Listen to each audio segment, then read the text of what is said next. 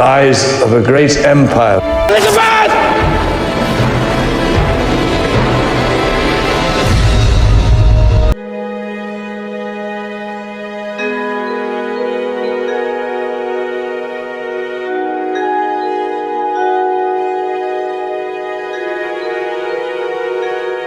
Good evening, everyone. Tonight, we're slipping behind the velvet curtain of one of the most legendary figures in British history. A queen whose mere gaze could silence an entire court, but whose scent could knock out half the room. You're about to step into the world of potions, powders, and rather unglamorous secrets of Queen Elizabeth I, not the painted portrait, but the real woman behind the ghostly white mask and a crown reeking of lead dust.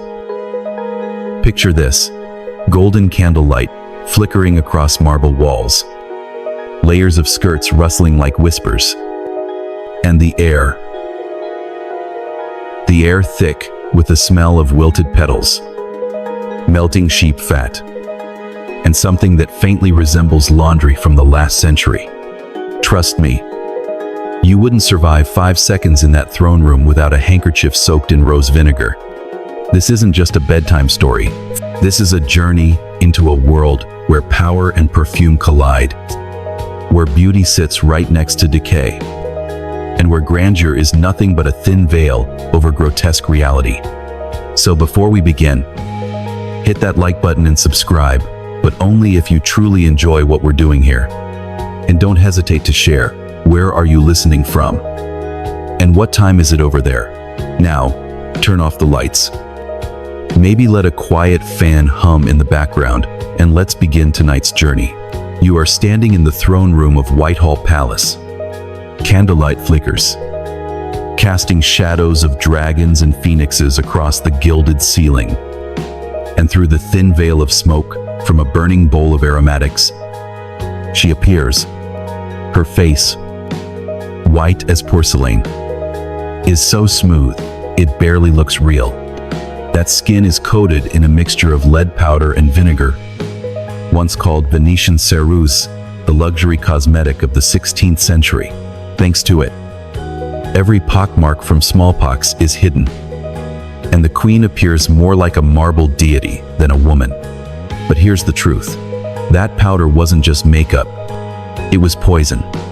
Every touch-up meant more lead seeped into her blood, slowly destroying the very face she worked so hard to preserve. The room around you is far from the fragrant elegance depicted in paintings. It smells of dried flowers, sheep fat, burning wax, precious oils blended with sweat, mildew, and the lingering scent of someone who hasn't bathed in a month. And yet, she turned it all into a declaration of power. In Elizabeth's world, scent was politics. A perfume could weaken rivals, cloud suspicion, and most importantly, make you forget that beneath the rouge and powder was a body quietly decaying. One historic moment must be mentioned. In 1588, the Spanish Armada was defeated by the English Navy. Victory came not just from cannons and sails, but also from the sharp mind and spy network Elizabeth and her circle built across Europe. Records even note that she wore a heavy musk scent when meeting the French ambassador, a gesture of confidence so sharp it was almost threatening. Historians still debate how often Elizabeth bathed. Some say once a month, others even less. But one thing is agreed upon. Each bath was a ritual. Water heated with rare woods starting at 3 a.m. blended with mugwort, rosemary, and sage. Linen cloths soaked in wooden tubs, all prepared by 3 tiers of maids: the water boilers, the scent attendants, and the guards who sealed every door crack. At the time, people believed frequent bathing let bad vapors enter the body through the pores. So, limiting baths was a sign of medical wisdom, not laziness. Some even said bathing more than once a month was a trait of the lower class or of the French. Instead of bathing, Elizabeth practiced layered cleanliness. Every day, she changed her inner garments completely under linen. Corset, petticoats, linen stockings. These were washed with handmade soap from olive oil and ash, then dried on wooden racks by the palace windows, catching what little sunlight London allowed. Outer garments velvet, brocade, gold embroidery, crystal beads, steeped in aromatics, were never allowed near water. They were brushed with dry brushes and perfumed with sachets of lavender, licorice, and dried mint tucked between every fold. No dry cleaning, only temporary scent masking. You might wonder, with all those layers, was she hot? Yes. Itchy? Absolutely. But that didn't matter as much as maintaining a slow, regal walk, not scratching her head, and never sweating in front of foreign envoys. And the hair? Everything you see is a wig. Each one was woven from real hair, not hers, but that of her young maids. They were dyed golden, misted with oil and beeswax, then fixed onto golden mesh frames. And beneath that lay a truth few dared speak of, a living ecosystem of lice, nits, and dust mites. Maids had to remove each louse with silver tweezers. Behind velvet curtains, in complete silence, no noisy, no stray powder on the floor. If even one hair fell and revealed her real scalp, England would have a full-blown diplomatic crisis. In Elizabeth's era, there were no photographs, but she understood this. Every gaze was a portrait. Each public appearance meant donning her mask of lead and mercury, smiling, speaking, and enduring. The cracked skin, the itching scalp, the metallic taste in her mouth, all hidden behind top-grade musk perfume. Perhaps what made Elizabeth legendary wasn't the naval victories or her fluency in 6 languages. It was her ability to hold her spine straight while her body screamed. She endured not because she wanted to, but because the crown allowed no other choice. You step quietly past the thick velvet curtain, where the candlelight softens, the lavender scent thickens, and the air turns dense and humid, like early morning mist after a storm. This isn't the audience chamber, nor the banquet hall. This is a space only the Queen and her most trusted attendants may enter, the ritual bathing room of Elizabeth Thirst. No showers, no soap, no sound of gushing water, like in the spa ads you've seen. Only a large oak tub, lined with white linen, a faint steam rising from the water, which had been heated since dawn. When the wood-fired stove on the lower floor first began to burn, 3 maids had worked all morning, preparing for this moment. They stirred large copper pots, adding handfuls of dried mugwort, rosemary, and a bit of crushed ginger, not to make it fragrant, but to drive out evil vapors from the air around the open pores of the skin. Some sources claim Elizabeth bathed only once a month, and each bath was more of a ceremony than a hygiene routine, because in the 16th century, people believed hot water opened the skin. And once the skin was open, miasma, disease, and foul air from the privy could seep in through the pores. In other words, bathing too often was dangerous. Historians still disagree. Did Elizabeth follow this ritual out of belief in contemporary medicine, or simply because she couldn't bear the thought of removing her lead makeup daily? Some say it was the fear of exposing her real face that kept her from bathing more frequently. You see, the bathwater has turned a murky tea color, releasing the scent of herbs and a trace of metal. When Elizabeth enters, no one is allowed to look directly. The 3 maids raise a curtain, leaving just enough space for her to silently slip into the warm water. No bubbles, no shampoo, no soap at all. In Tudor culture, soap was considered too harsh. It could damage the skin and strip away the natural protective layer, which essentially meant the sweat and powder that had built up over the month. As she sits quietly in the tub, the air in the room thickens. Every sound is muffled by the heavy fabric. Mugwort rises with the steam. The first beads of sweat begin to form on her brow, melting into the water, blending with the flaking lead makeup and the lingering mercury lipstick on her neck. For those brief minutes, Elizabeth returns to being merely human. No throne, no crown, just a woman's body sinking into a pale greenish bath. The soak never exceeds 10 minutes. The maids time it precisely. Too long, dangerous. Too short, not enough to purge evil. When the water begins to cool, Elizabeth stands. A maid approaches, gently dabbing her skin with white linen.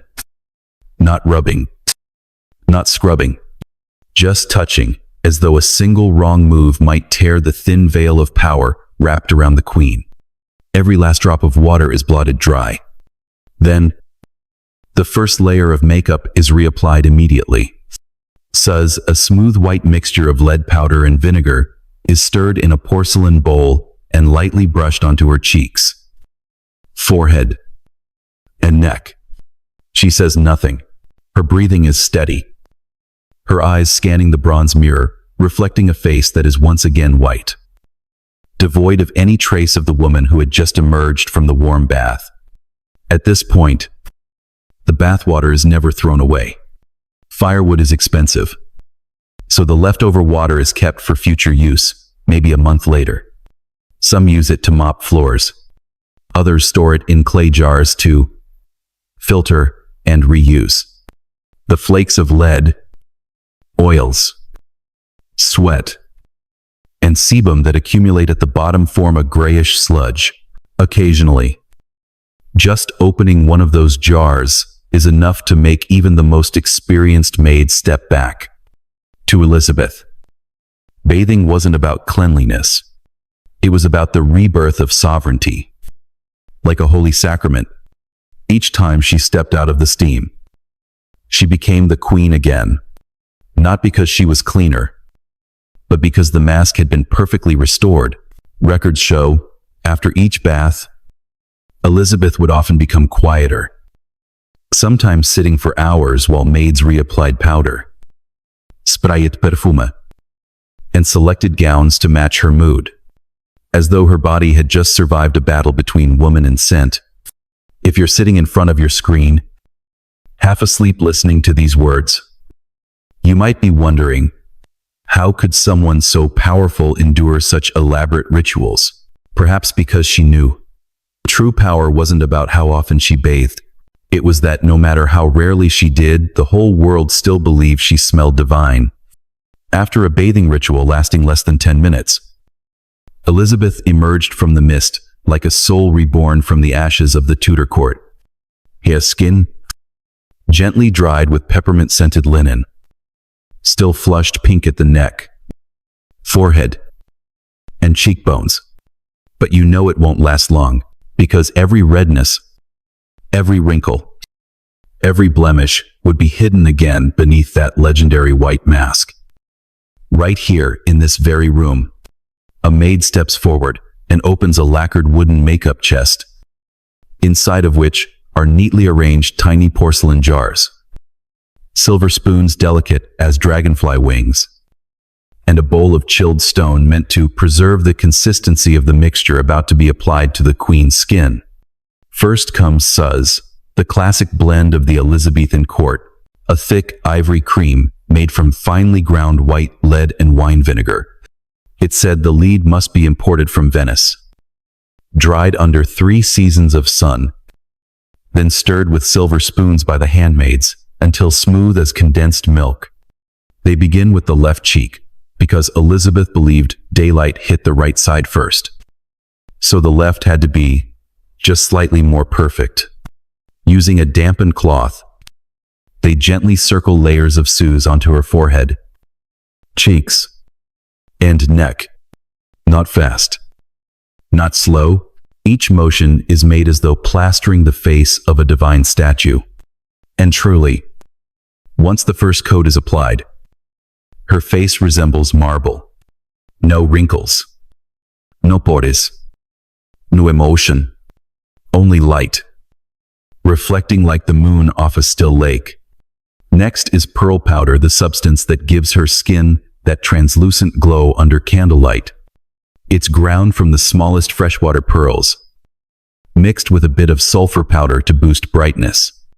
These particles are light as mist, yet heavy as fate. They irritate the skin, cause dryness, peeling, and even lockjaw if overused.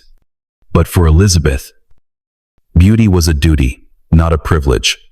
Then, rouge, not the mineral blush we know today, but vermilion, the vivid red derived from mercury sulfide, a faint sweep across the cheekbones, a dab along the bridge of the nose, just enough to create the illusion of vitality, long buried beneath 3 layers of lead and a once-a-month bath. And the lipstick, as you guessed, was no balm. It was a blend of red lead, ambergris, and almond oil. A queen's lipstick couldn't be too bright, it would seem brazen. But it couldn't be too pale, that would resemble death. So the handmaids had to learn to mix it by day, by light, by gown, and by mood. Historians still debate whether Elizabeth knew the consequences of using lead and mercury. Some say she was entirely unaware, given the limits of medical knowledge at the time. Others argue she knew and used them anyway, because that was the price of being a national icon. Think about it. If you had to appear before the nobility of Europe, with every furrow of your brow analyzed like a diplomatic statement, would you dare let a mole show? Elizabeth did not.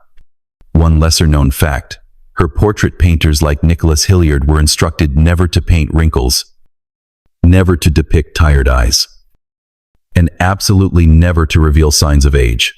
These portraits became her official image, circulated across parishes, printed on coins and seals. Some even added artificial light by painting highlights under the eyes, on the forehead, and cheeks like a 16th century Instagram filter, all to preserve the image of a woman who never grew old. And yet, in the dressing room, the truth surfaced every morning. A small crack near the corner of her mouth, a peeling patch on her left cheek, a red spot from an uneven touch-up the night before. The maid delicately dabs it with a cotton cloth, sprinkles a bit of pearl powder, then takes out a bottle of scented spirit, a distillate of orange blossom, ambergris, and musk, and dots it to mask the metallic scent. Not everyone noticed, but Elizabeth always had a distinct smell, a blend of pickled apples, lead lipstick, dried lavender, and power. And when everything is done, she turns to look at herself in the mirror. No expression, no words, but every maid understands. The mask is complete. A mask not only to hide time, but to declare to the world, I am still the queen. Even if my skin flakes today, even if I didn't sleep last night, even if my lips crack from dryness, you will never see it. You are standing in the dressing chamber of an empire. There are no coat hooks here, no round mirrors or even lighting like a modern dressing room. Instead, you see polished blackwood cabinets inlaid with mother of pearl, lining the deep violet velvet-covered walls. On each cabinet door are raised carvings of Tudor roses and royal beasts, lions, dragons, unicorns. They're not just decorative. They guard Elizabeth's most silent weapons, her gowns. A queen's day cannot begin without the right gown. And that gown, you'll see, is not merely clothing. It's a fortified wall against stares, whispers, and age. Today, she chooses a gold-embroidered damask dress with a high-standing collar, sleeves puffed like thunderclouds, and a train nearly 3 meters long sweeping the floor. Every detail is hand-stitched, some in real silver thread, others adorned with pearls, This very gown was once worn to receive the Ottoman ambassador, a powerful diplomatic message. England knows grandeur too. You might not imagine it, but each gown weighs between 10 to 20 kilograms, not including the underlayers. Beneath the main gown lies a tangled system: linen chemise, laced corset, petticoat, farthingale, hoop skirt, embroidered apron, and finally the outer gown. Each layer has a purpose: support, shape, sweat absorption, and to keep her from tripping over her own dress. Picture this. Every time she sits down, 3 maids are needed. 1 to manage the train, 1 to fold the farthingale, and 1 to check the chair placement. Not for comfort, but to ensure her silhouette remains unbroken in front of dignitaries. A notable fashion event took place in 1574, when the Queen issued the sumptuary law outlining which social class could wear what fabric, color, even size of gemstone. Elizabeth herself was exempt. She wore everything. Others were forbidden to. Historians still debate. Did Elizabeth love fashion personally? Or did she use it to assert visual control over power? Some records claim she owned over 2,000 gowns, rotated according to season, ceremony, and political mood. Each gown carried its own scent. Maids tucked tiny sachets lavender, orange peel, nutmeg into the folds, even into the collar seams, to mask the mustiness from never being washed. Yes, you heard right. No gown was ever washed with water. Damask, Italian velvet, and Indian silk could fade, shrink, or disintegrate if touched by water. So every morning, a team of maids used dry horsehair brushes to sweep each crease, then wipe the outer layer with linen cloths soaked in fragrant vinegar, only wiped, never scrubbed, as gently as tending to a statue of a deity. Afterward, they dust the fabric with fine flour powder to absorb moisture, then hang it under indirect sunlight to avoid fading. Some gowns weren't worn again for 6 months, yet were brushed weekly. Elizabeth was strict about garment structure. She banned dresses that hugged the waist too tightly, as they revealed the ribs, yet insisted corsets be laced tight enough to stand upright without leaning. One account claims that in winter 1590, she fainted during a fitting because the bodice was cinched too tightly, but refused to loosen it, declaring, "A queen must never breathe through her mouth." A strange, often overlooked rule. Whenever Elizabeth entered the dressing room, all maids had to be completely silent. No chatting, no laughing, no complaints about the heat, because noise could ruin her mood for selecting fabrics. You might think it excessive, but imagine you're choosing your outfit to face the entire NATO leadership while sweating, with a toothache, an itchy scalp, and forced to maintain perfect posture. You'd want silence, wouldn't you? And finally, when all the layers are complete, when the scent of dried orange peel and damask steeped in nutmeg begins to rise, it is Abath emerges, slowly, without haste, never bowing her head. Every step, every sweep of her sleeve, every turn of her body is practiced like a choreography of power. And you realize, this isn't fashion. It's silent armor, not made of metal, but of fabric thick enough to deflect every suspicious glance after donning a gown heavier than a sack of rice. After 3 layers of makeup have been applied, and after the scent has been carefully woven into every fold of cloth, you might think Queen Elizabeth I is ready to step out and begin her day ruling England. But not yet. There is one final ritual, discreet, silent, yet carried out with reverence, no less than a coronation. It is the privy ritual. Or to put it plainly, the royal toilet visit. Think about it with 3 layers of undergarments, 2 corsets, a birdcage-like hoop skirt, and a train dragging down the corridor. Sitting on a chair is already a challenge. Using the toilet is a quiet battle. One witnessed only by the Queen's most trusted attendants. That throne is called the close stool, a red velvet upholstered wooden chair with silver gilded legs and a hinged lid. Inside is a pristine porcelain chamber pot, lined with neatly folded linen to keep her from catching a chill. This chair isn't kept in a bathroom because Tudor palaces had no bathrooms. It's stored in a cabinet or wheeled on a small cart to whatever private room Elizabeth is resting in. And the person in charge of this chair isn't just any servant but a real historical title, the groom of the stool, the royal toilet attendant. But don't laugh. This person had more intimate access to the Queen than even the Prime Minister. They held the key to the royal treasury, recorded her personal expenses, and sometimes offered political counsel while she sat.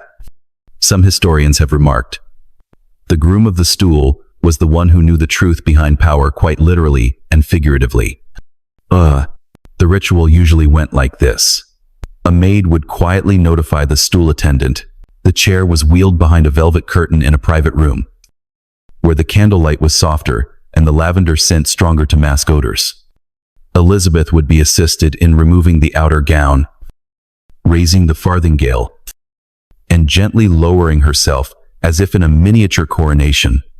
No one was allowed to look. No one was allowed to breathe too loudly. If this sounds overly ceremonial, that was exactly the point. In royalty, even bodily functions were elevated into rituals of sovereignty. Once used, the chamber pot was never set on the floor. The groom of the stool carried it by hand, gently retreating, and emptied it directly into a wall chute, part of a waste disposal system leading to the royal privy pit, a cesspit deep beneath the palace. One amusing record notes that during the rainy season, when the Thames tides rose, the waste system would backflow, spreading a foul stench through the lower floors of the palace. At those times, stronger incense was burned, and nobles carried scented sachets in their sleeves, just to survive. This detail has led modern researchers to wonder, did living in such conditions affect Elizabeth's health? Some believe it caused her chronic respiratory issues. Others argue that growing up in such smells made her immune system surprisingly robust. No one is certain, but what's clear is, she ruled nearly half a century. While many kings barely survived a few winters, few know this. After every session, Elizabeth would rinse her mouth with honeyed vinegar and cleanse her hands with cloths soaked in orange blossom water or strong spirits. Not for hygiene, but to restore her composure before returning to the throne. Imagine stepping out of the toilet and immediately receiving a Spanish ambassador. Easy. For Elizabeth, it was routine.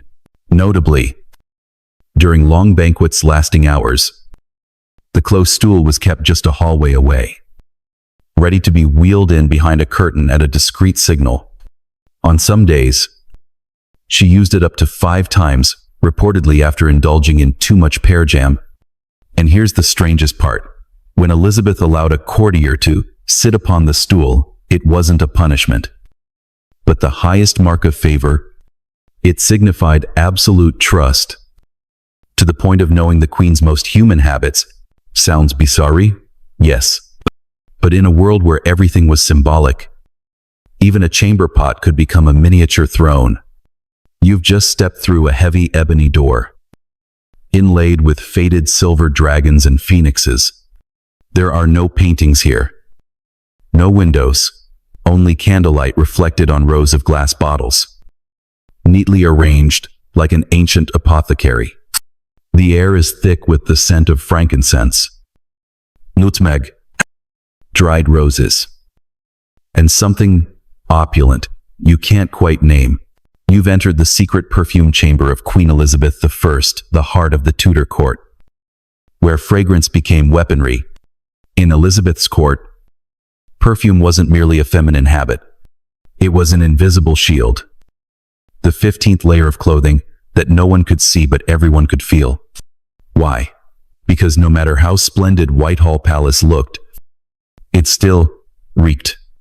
The smell of uncollected waste, the stench of sewage backing up in the rainy season, the odor of unwashed gowns, unshampooed scalps, and sweat trapped beneath 3 layers of corsets, all camouflaged by royal perfume not sold anywhere, and crafted only by the Queen's personal knights of fragrance. Agedom. Before Elizabeth awoke, 3 handmaids in white silk robes would enter this room. They'd open a cabinet of aged rosewood, scented since the last century, and retrieve bottles of essential oils buried underground through winter to ripen the scent. Among them, ambergris, a rare waxy substance from sperm whales, smelling of deep sea, warm skin and power. Musk from Siberian musk deer, sweet but wild. Civet oil from the scent gland of the civet cat. Pungent, strange, unforgettable. Indian frankincense, Moroccan rose, Sicilian orange blossom, and Egyptian nutmeg. Each drop was measured precisely, blended with local spirits, and stirred with badger hair brushes handcrafted for the Queen. Historians still argue, did Elizabeth truly like such strong smells? Or was it just a way to mask her body's natural odor? Some say she suffered olfactory damage from lead poisoning and couldn't sense sharp smells anymore. Others believe it was intentional. A queen needed a scent no one could imitate. You approach the perfume table where each day the maids dabbed scent onto the collar of her taffeta gown, the cuffs of her sleeves, the folds of her neckline, the inner lining of white goatskin gloves, even the underside of her silk sleeping mask. They called it a wall of fragrance, an invisible barrier that shielded her from mildew, staleness, and time. You couldn't see it, but you would definitely smell it when Elizabeth entered the room, and that scent alone could erase every political question from your mind. Many foreign envoys noted, when the Queen passed by, her scent tore through the air. You forgot you came to negotiate. One French ambassador confessed he was disoriented by the piercing ambergris, as if speaking to an immortal spirit rather than a flesh and blood woman. And of course, there were less pleasant situations. On days when the sewer smell crept in, or a hallway mishap occurred, the maids opened the emergency perfume bottle, a secret blend of fermented honey, pine resin, and a pinch of ash from roasted cassava roots. Yes, Tudors were nothing if not inventive. One sprinkle on the drapes or tablecloth, and the old odor would vanish in under a minute. You also notice a very particular bottle, labeled for diplomacy only. Inside was an ultra-potent blend of violet flowers, nutmeg, and a single undiluted drop of musk. And here's something curious. On every full moon night, the Queen herself would step into this room to choose a single drop of fragrance for her nightgown collar. Not out of superstition, but as a way to sleep with dignity and wake with authority. There was even a time when, while ill, she requested a softer scent, but after finding herself underwhelming during a Dutch diplomatic meeting, she immediately ordered a return to the original formula: strong, sharp, and enough to stop a room from breathing. For Elizabeth, perfume was not just scent. It was message. A sweet warning. An embrace with thorns. A fragrant haze, masking everything mortal beneath. You didn't need to see her. One breath told you power was near. And if you've ever complained about shapewear, underwired bras, or layers too hot in summer, get ready. You're about to enter the world of royal undergarments under Queen Elizabeth I, where pain was a mark of poise. You see, beneath a gown heavier than an international suitcase, and a corset laced so tight it takes your breath away. There was yet another secret layer: underwear. The first garment the queen put on each morning was the chemise, or base underlayer, made of thin white linen, soft as baby muslin, at least in the morning.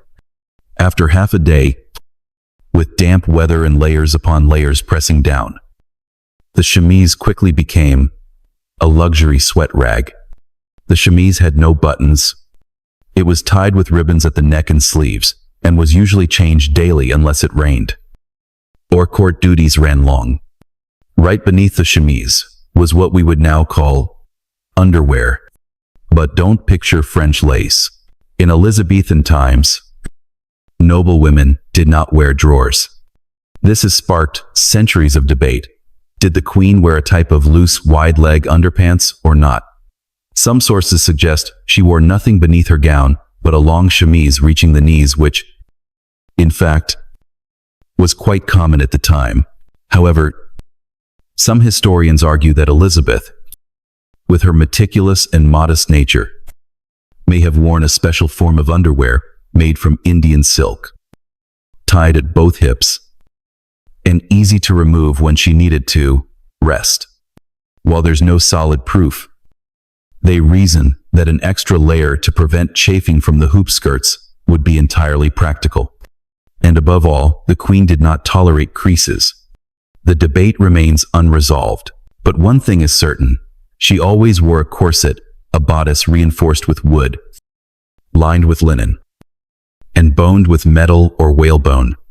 Corsets were laced tightly at the back with leather cords, sometimes taking up to 30 minutes to secure to the proper tension. And what is proper tension? It means being able to stand upright for hours, but incapable of bending over to pick anything up. Some corsets even included a busk, a long stiff insert placed between the breasts to keep the upper torso impeccably upright. One record notes, Elizabeth owned a silver inlaid busk engraved with the Tudor rose, gifted by an Italian noble, a kind of fashion talisman. And believe it or not, some of her rumored lovers were said to have inscribed love poems onto her busks as a way to be close to her without touching her. Romantic? Perhaps. Breathless? Definitely. Corsets were typically changed every 3-4 days depending on weather. When removed, the maids unfastened them as gently as a plaster cast too quickly, and the queen could faint from sudden blood flow. It wasn't uncommon for Elizabeth to lie still for 15 minutes after unbinding, sipping peppermint-infused wine to regain composure. And then there was a rarely noticed accessory, the underwear sachet, a tiny linen pouch filled with sage, thyme, lavender, and a hint of pepper, sewn shut and placed between the chemise and corset. Its purpose? Absorb moisture and neutralize odor. And you'll appreciate this detail on grand banquet days. Elizabeth requested an extra sachet tucked at her waist, so that should anyone kneel to propose, they'd smell only flowers. A strange anecdote tells of one bitter winter night when Elizabeth, burning with fever, refused to remove her corset because state affairs remained unfinished. Her physician was forced to slip aromatic medicine through the back laces to let the steam reach her skin. Whether it worked or not is unclear, but by morning, she had recovered and resumed counsel as if oxygen deprivation had never been a concern. You might think a queen only needed clever words and a regal posture to receive guests. Oh no, for Elizabeth, attire was the first response. One glance from head to toe could make ambassadors forget their entire speeches. To receive a French diplomat, she wore Venetian silk, a Spanish envoy, gold-threaded damask from Arabia. And as for papal delegates, sorry, Elizabeth wasn't receiving them. Her dress wasn't just clothing, it was a political statement. Every element was as deliberate as a chess move: fabric, color, embroidery, and even the number of gemstones. She didn't just dress beautifully, she attacked with fashion. One of her most legendary gowns was the Robe of the Virgin, adorned with over 3,000 pearls. Snow white, with a stiff high collar, sleeve puffed like royal cushions, and a sweeping train that blanketed the receiving hall. It's rumored that just the chest area weighed over 4 pounds, as each Persian pearl was hand-stitched over 3 months. Why so many pearls? Because pearls symbolized chastity, and Elizabeth branded herself as the Virgin Queen. That gown was a whispered message to all of Europe. I don't need a man. I have pearls. Oh, and if anyone ever asks, Your Majesty, how does it feel to wear something so heavy? She would smile. I don't dress to feel. I dress so others may feel. And, for every important guest, she changed into a new gown. Not because she was extravagant, but because each appearance had to outdo even her own yesterday. Another curious detail. Elizabeth adored symbolic embroidery. Her gowns often featured the Tudor rose, a symbol of peace after civil war. Hedgehogs, a mark of fierce self-protection. Or even a winged unicorn meant to inspire admiration and just a touch of confusion. Historians still debate. Did she deliberately choose these symbols for their political meaning? Or simply based on her mood? Some scholars say the gown embroidered with 100 golden bees, worn during an audience with the German delegation, was meant to praise their industriousness. Others argue it was a subtle warning. Disturb me, and you'll be stung. That there was even a time when, in anger toward the Scots, she wore a bluish-purple gown with gray, cloud-like trim and ordered her entire court to wear black hats. A diplomatic dinner transformed into a silent funeral no one dared question.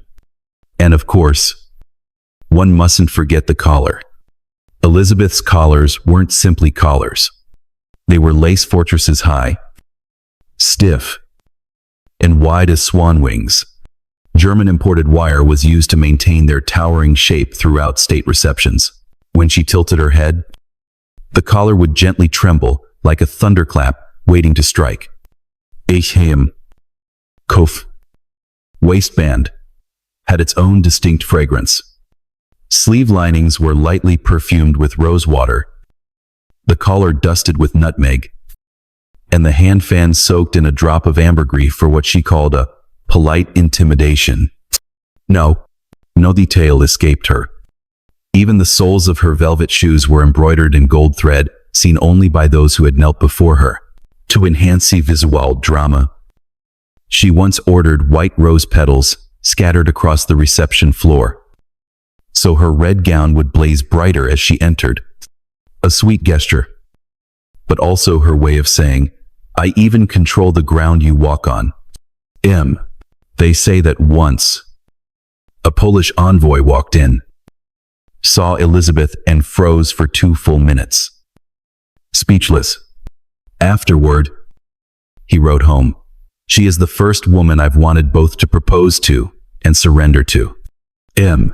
Such is the power of a gown. You now step into Queen Elizabeth I's private chamber on a quiet morning. On the ebony table near the window, among perfume vials and embroidered handkerchiefs, lies an object that makes you pause. A toothbrush, made of bone. Not the soft bristled kind you know. This one has a polished bone handle fitted with real wild boar or horsehair, flaring out like a tiny broom. The tips are still dusted with fine charcoal powder, mixed with sea salt and crushed eggshell. Welcome to the dental secret of the most powerful woman in 16th century England, a woman so obsessed with breath odor, she nearly canceled an entire international negotiation over it. Back then, oral hygiene wasn't a daily habit. 16th century Europeans didn't brush their teeth in the morning like we do. They might rinse with herbal water or simply chew cloves to mask the smell. But Elizabeth was different. She knew that when she opened her mouth, all of Europe would listen, and she didn't want anyone fainting before she finished her first sentence. Morning. Her maid brought her a small silver tray containing the bone brush, a jar of charcoal mint powder, and a warm bowl of apple cider vinegar for rinsing. Sometimes, a few dried lavender petals were added not for antiseptic purposes, but for fragrance. Ironically, Elizabeth's effort to keep her teeth white backfired because she had one controversial habit that shook the medical world of her time: a profound addiction to sweets. From a young age, Elizabeth was raised on honey syrups, preserved sapodilla, candied dried fruits, and almond cakes dusted with white sugar. Upon ascending the throne, she began importing refined sugar from the West Indies, a luxury only the nobility could afford. And, of course, as queen, she spared no expense. Her desserts often included rose petal candies, sugar-dusted candied orange peels, and one of her absolute favorites, boiled sweet potatoes sprinkled with cinnamon and cane sugar. It may sound simple, but in that era, it was as extravagant as gold-leafed caviar today. The problem was, sugar destroys teeth faster than anything else, and there were no court dentists truly capable of treating tooth decay. Historians continued to debate the true condition of her teeth. Some records suggest that by age 50, Elizabeth had lost most of her natural teeth. Many of her portraits show her with closed lips, not smiling, not out of pride, but embarrassment. Some foreign visitors described her teeth as black as ebony, and her breath as sharply fragrant like musk perfume. It may have been her way of masking the smell of gum infections, a direct result of excessive sugar intake without fluoride protection. A popular anecdote tells of a doctor who once suggested pulling one of her decayed teeth. Elizabeth agreed until she heard the screams of a servant used as a pain test subject in the next room. She changed her mind instantly. From then on, any suggestion involving forceps, clamps, or blades was refused outright. Instead, she chose to pretend the bad teeth didn't exist. Some experts believe she used dentures made from polished hickory wood, held in place with silk threads and beeswax. Others argue they were polished horse teeth, tied directly to the gums with silver wire. Whether true or not, one can imagine that every time she gave a speech, her attendants quietly prayed. The teeth stayed put. And here's a delightful detail. To mask her breath, Elizabeth had a custom royal mint sweet, made from crushed orange peel, fresh mint leaves, and a few drops of jasmine oil. These were rolled into small balls and kept in a tin case embossed with the Tudor rose, so she could pop one before greeting a guest. A long-standing academic debate centers on whether Elizabeth's dental health ever affected her speech.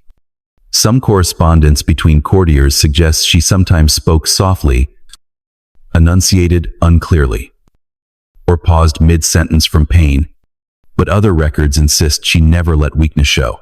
Even if her teeth hurt, she would rinse with strong liquor, chew dried cloves, and step onto the stage like a warrior with prosthetic armor.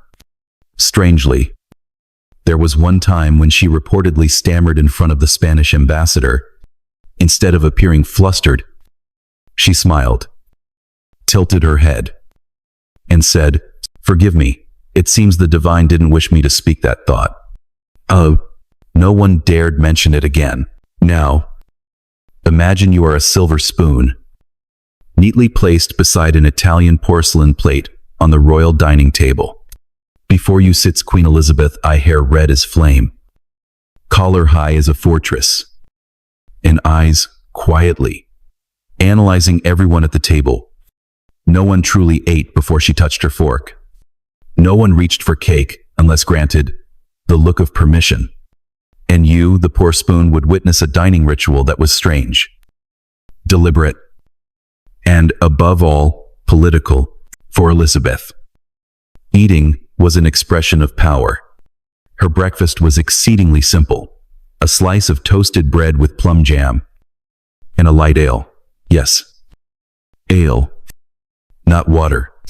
In the 16th century, water was often contaminated, while ale, even weak, was considered more hygienic. On busy days, she might drink only a decoction of rose petals or thyme leaves, not for detox, but because she believed it helped keep the voice soft as silk, but sharp as steel when needed. Oh, but lunch and dinner, those were where power truly sat. On the plate. Elizabeth never ate in front of strangers. Her food was prepared in the privy kitchen and tested for poison at least twice. Once by the head cook, and a second time by a particular courtier, often someone not very essential to the political hierarchy. You see, food safety back then came with occupational hazards. She loved roasted meats, especially smoked beef, spit roasted game birds, or rabbit stewed in wine. All dishes were chopped small, served on shallow silver plates, and seasoned with imported spices from India or the Middle East. One of her absolute favorites was chicken marinated in nutmeg and cinnamon, grilled over hot coals with a hint of orange peel. But that was just the surface. Beneath the grandeur was a surprising truth. Elizabeth didn't eat much. Though the banquet tables overflowed, she often just tasted a bit of each dish, then set down her knife and switched to wine. Historians still debate. Did she eat lightly due to digestive troubles? Or simply to maintain an image of slender, regal restraint? Some medical notes suggest she suffered from chronic bloating and was prescribed ginger plus mint plus mild opium mixtures. Others speculate she ate sparingly to avoid showing emotion in front of rivals, lest a sudden sparkle in her eyes over good food be perceived as a strategic weakness. And speaking of wine, yes, Elizabeth adored sweet Spanish wine, even if she wasn't fond of the Spanish themselves. Her usual choice was sherry, dark gold in color, served in Venetian crystal. Yet curiously, she always diluted it with rose water, believing it made the drink more polite. Nah, a strange little-known detail. Before dessert, she would suck on a lemon ginger lozenge, a blend of lemon peel, sugar, nutmeg, and a few grains of white pepper, both to cleanse her palate and ward off illness. According to the beliefs of the time, pepper prevented colds, and lemon drove evil spirits from the throat. No, there was a legendary banquet in 1581 when Elizabeth received the Persian envoy. The table stretched nearly 15 meters, with over 40 dishes: venison pie, bay soup, smoked salmon, and sugar-dusted apple tarts. But the queen only ate 2 bites of roast chicken and 3 grapes. When asked why, she smiled and said, "Powerful women need little sustenance. Resolve is my main course." End quote.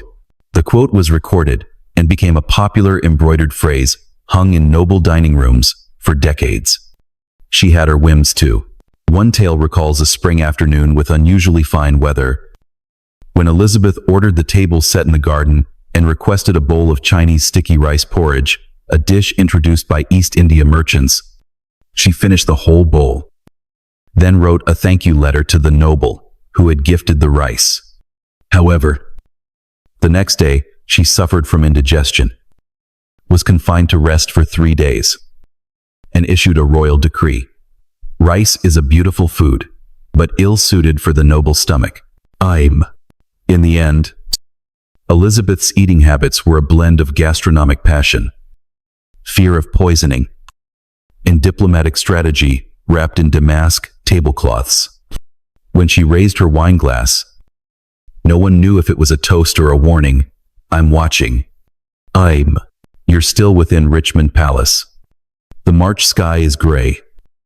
The wind off the Thames carries the scent of damp earth. The room once flooded with candlelight is now dim, lit only by a single oil lamp. Upon a canopied bed of black velvet embroidered with gold thread, Elizabeth lies no longer in brocade, no longer adorned with pearls. no longer wearing the towering collars she once wore like a crown.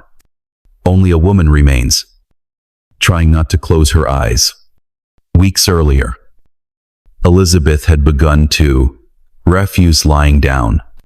She sat motionless on cushions, back straight as if in counsel, eyes hollow. Courtiers called her. She gave no answer. They offered soup.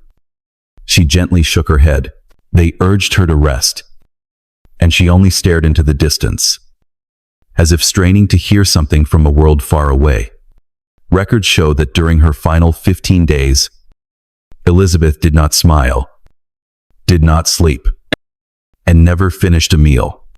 She sat for hours holding a ring bearing the portrait of her mother, Anne Boleyn, who had been beheaded by her father. Some maids whispered that she murmured to it, saying things no one could hear, as if speaking to the past. Her physician proposed a sedative, a mixture of opium and camphor, but she refused. "I must keep my mind clear," she said. But clear for what? When even the court now understood, the Queen no longer wished to stay. One night, her advisor Cecil approached her and gently asked, "Your Majesty, who shall inherit the crown?" Elizabeth closed her eyes briefly, opened them again, and whispered a single name. James. James VI of Scotland, a figure many in court distrusted. But she chose him as though she had foreseen something. Historians still debate whether she ever signed an official succession document or simply gave that final glance, a vague suggestion. Yet everything after unfolded as if she had arranged it all. Outside, preparations for a royal funeral had begun. No one said it aloud. But the palace's scent had changed. Instead of lavender, they now burned amber, sandalwood, and ambergris fragrances used to purify the air around the dying. One rainy afternoon, with the wind tugging at the velvet curtains, Elizabeth suddenly stood for the first time in nearly 3 weeks. She wore a black cloak, without a trace of makeup. She walked straight to the window, gazing out at the Thames, her eyes fixed on something far away. Servants said she stared at the sky for a long time, then whispered, "I feel like a sorrowful goddess, too long forbidden from being mortal." And that may have been the final verse of a queen once likened to a living deity. And that was also the last night she had the strength to stand.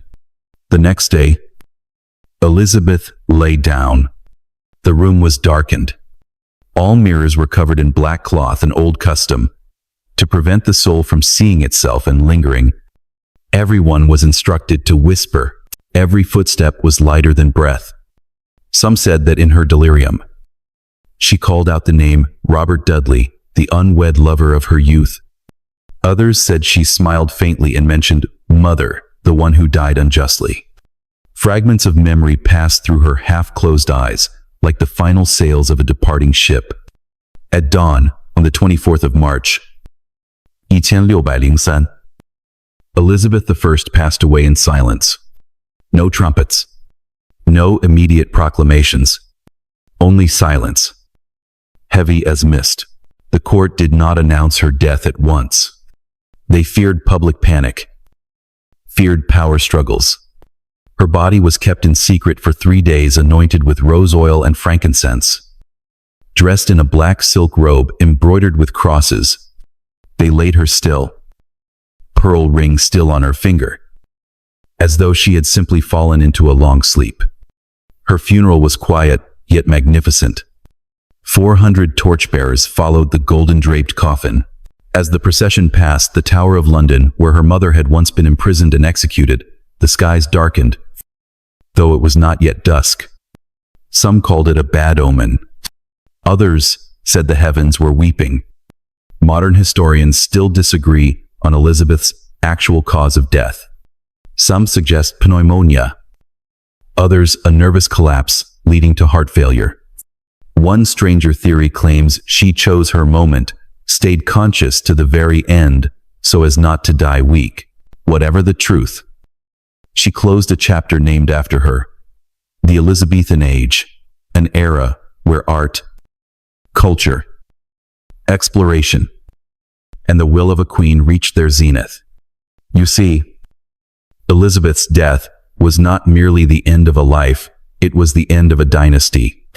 The House of Tudor, built on blood, political marriages, and battles for the crown, ended quietly on the sickbed of a woman with no husband. No heir. And then the Stuarts arrived.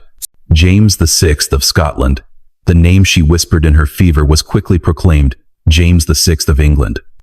The transition seemed smooth, but if you listened closely, you could hear the anxious heartbeat of the English nobility. They whispered, "Can a Scotsman understand the heart of England? Will he preserve Elizabeth's legacy or shatter it with a red beard and a Highland accent?" James entered London like a guest at a feast already laid. Elizabeth left him a solid treasury, the strongest navy in Europe, and a people who both feared and revered their departed queen as a living saint. But James resembled her in no way at all.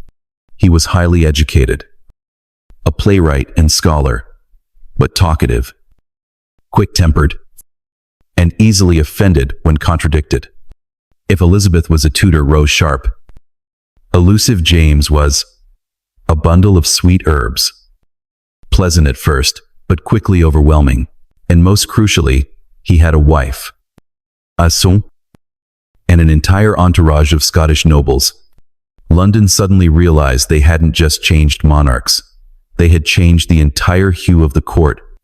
One day, James stepped into the great hall, looked around, and said, "It's so dark in here. Why didn't she ever change the curtains?"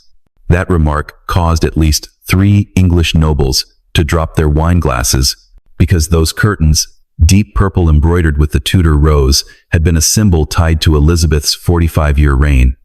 To criticize the curtains was to touch the memory of an entire nation.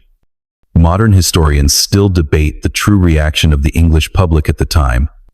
One theory suggests they breathed a sigh of relief after years under a single, childless queen. They looked forward to a complete family monarchy. But others argue Elizabeth had crafted an unmatched model of female sovereignty. And no matter how James tried, he was merely warming a throne that still remembered her. As for Elizabeth, though, she now rested in her marble tomb at Westminster Abbey. Her influence quietly endured. Some of her old courtiers kept the habit of lighting a candle each night in the corridor she once walked. Some young nobles, newly appointed to court, accidentally said, "God save the Queen," before blushing in front of King James. And there were still commoners who, whenever hardship struck, would sigh and murmur, "If only the Queen were still alive." Even years later, when James's son Charles I took the throne and civil war erupted, Elizabeth's name rose like a curse. She didn't let the realm collapse. What's your excuse? A strange legend also persisted, that Elizabeth's spirit lingered somewhere in Whitehall Palace. Night guards reported seeing the silhouette of a red-haired woman in a white cloak, standing before a shrouded mirror, vanishing as the clock struck 3 a.m. Perhaps she was checking whether her promises had been kept, that the legacy she left, independence, culture, national pride, was still protected, paid for with her youth and solitude. And curiously, no one has ever dared remove that mirror. Do you believe in love without title? If not, sit beside me under this soft golden light and imagine the most powerful woman in Europe, ruler of an empire, commander of fleets and wars, giving her heart for nearly 50 years to someone she never married. That man was Robert Dudley, the Earl of Leicester. Robert wasn't a stranger to Elizabeth. They grew up together in the palace, learned to read side by side, listened to music together, and witnessed the dark edges of royal politics, where one misdirected glance could make your entire family disappear. Robert was tall, dark-haired, sharp-eyed, and most importantly, he knew when to be silent. In a court where everyone fought to speak, a man who stepped back, listened, and gave Elizabeth room to think was as rare and precious as Darjeeling tea in winter. Then in 1558, when Elizabeth took the throne, Robert was appointed Master of the Horse, a title that sounded like horsekeeper, but in truth meant he had constant access to the Queen without needing official reason. From that point, the whispers began. They said, "Her Majesty spends too much time with Lord Dudley." Ends quote. She trusts him more than anyone else. Could it be they're a couple? Some mornings, people claim to see Robert leaving the Queen's chambers with his coat half-buttoned. At dances, she invited no one else. In private letters, she called him eyes, my eyes. Some historians believe theirs was a true love, one both pure and dangerous. Because Robert was married, his wife was Amy Robsart, a gentlewoman left alone in the countryside, while her husband climbed ever closer to the throne. And then, tragedy struck. In 1560, Amy was found dead at the bottom of a staircase, her neck broken. With only a few servants in the house, news spread like wildfire. Public suspicion grew. Had Robert arranged her death to marry Elizabeth? Elizabeth immediately withdrew. She forbade anyone to mention marriage to Robert again. In one despairing letter, she wrote, "I cannot trade a crown for a love that is cursed." Historians still debate to this day. Did Amy die from an accident? Suicide? Or was she murdered? Some evidence suggests she had a serious illness that could have made her weak and prone to falling. But the reports of 2 additional injuries on her body make the accident theory hard to believe. From that moment on, Elizabeth never married anyone. But she also never stopped loving Robert. In 1588, as war with Spain loomed, Elizabeth entrusted Robert with command of the Southern Defensive Fleet not because of his military skill, but because she believed, if I must die, I will die with the one I love. Robert died that same year, the year of victory over the Armada. Upon receiving the news of his death, Elizabeth did not leave her chambers for 3 days. She kept his final letter and stored it in her bedside drawer for the remaining 15 years of her life. Servants reported that even in her final days, the Queen would occasionally take out the letter, reread it, then fold it gently once more. A love with no marriage, no children, no official title, but strong enough to survive over 30 years of politics, pressure, and loneliness. Do you remember, in the 16th century, every letter in court could be intercepted. Loyal servants were often spies. Personal correspondence had to go through royal messengers. And many were copied into archives. So if you wanted to say, "I miss you," you couldn't write it plainly. You had to write like a poet, like an alchemist, like a heart that knew how to whisper better than it could scream. Elizabeth I was a master of this. In many of her letters to Robert Dudley, you'll never see the words love or miss, but you'll see her write, "That gaze made my heart beat like a war drum. You know me better than anyone, so much that I fear. You even see the things I try to hide. You are my eyes."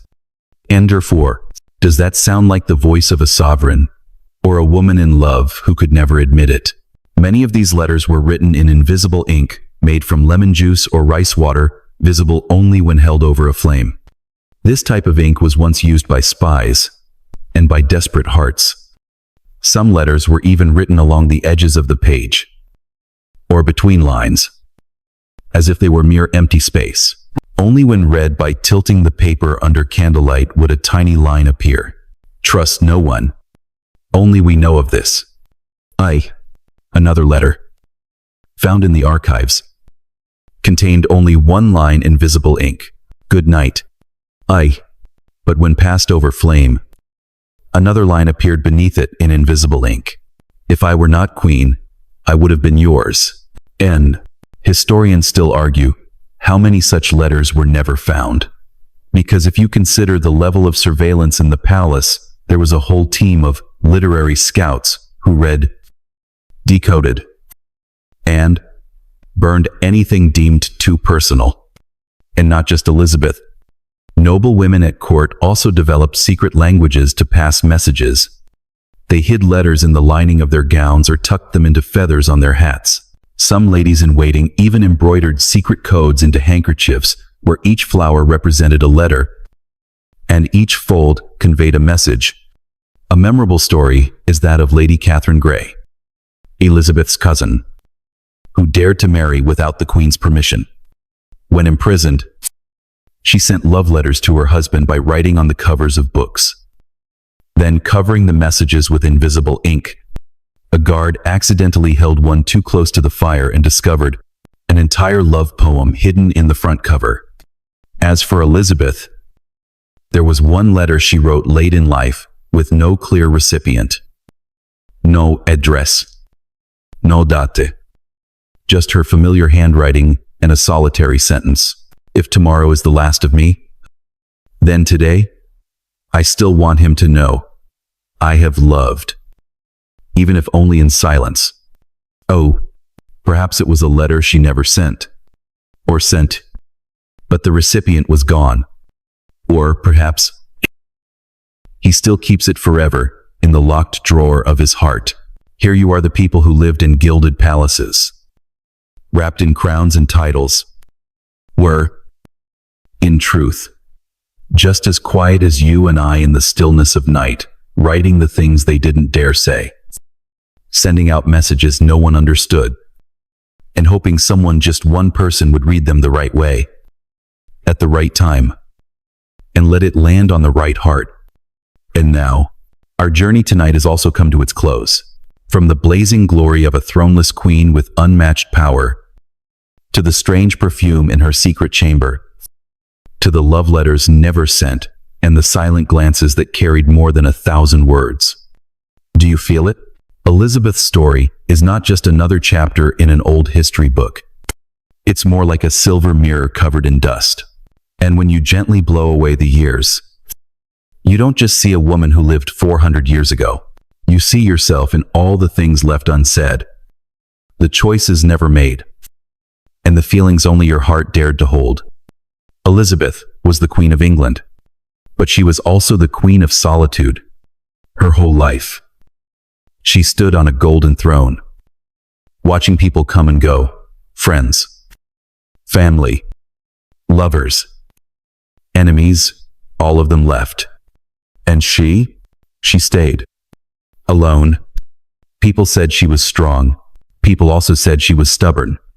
But if you listen closely, you might feel that her strength was simply her way of learning how to stay silent without falling apart. Just like you, you've had sleepless nights, haven't you? Not because of coffee, but because memory wouldn't stop looping something. A glance, a sentence, a missed chance, or just the thought, maybe things could have been different. Elizabeth had nights like that too. No one dared to knock, but servants whispered that her candle stayed lit until dawn. She no longer wrote letters. She just sat and, sometimes, smiled to herself. I can't say for sure why she smiled. Maybe it was a joke Robert once told her. Maybe it was the ink-stained dress she still wore because she'd made a promise. Or maybe it was because she finally realized, when you no longer have anyone to please, you begin to feel free. That was when she began to keep a diary, just a few lines each night. Not for anyone else to read, but to remind herself that even with no one beside her, she was still the keeper of her own inner world. There was one final line she once wrote, later found by someone sifting through the remnants of her life. When everything is silent, I can finally hear my own heart. And my friend, silence is surrounding you too now. Not emptiness, but the gentleness of a quiet night. The fan is spinning. humming soft as distant waves. Outside, the city is asleep. Every deadline, every notification, every tomorrow worry can wait. Because you are here, in this very moment, safe, at peace. You've just walked through the story of a queen, and now you can walk into your own dream. Maybe it's a dream where you sit in the rose garden of Hampton Court, reading old love letters beside Elizabeth, or maybe you walk barefoot through cold stone halls, brushing your fingers along walls that once held whispered secrets of the 16th century. Or maybe, just maybe, you wear a velvet purple dress, a crown of lavender blossoms, and you smile at someone no one else can see, but you know they've lived in your heart far longer than you've admitted. You see, even in darkness, there is a gentle light. Even in silence, there is a voice whispering, "You did well. Today was enough. You deserve to rest." And if no one told you that today, then let me be the one, soft and honest. You are not alone. You don't have to keep holding it all together. Now, you can let go. Everything is okay now. So then, may you sleep deeply, peacefully. May your dreams be sweet, where there is no worry, no rush. And when you wake, may your heart feel as light as a crown made of silk, and your new day begin from the softness of this very sleep. Until we meet again in the next story, good night, little soul in the quiet night.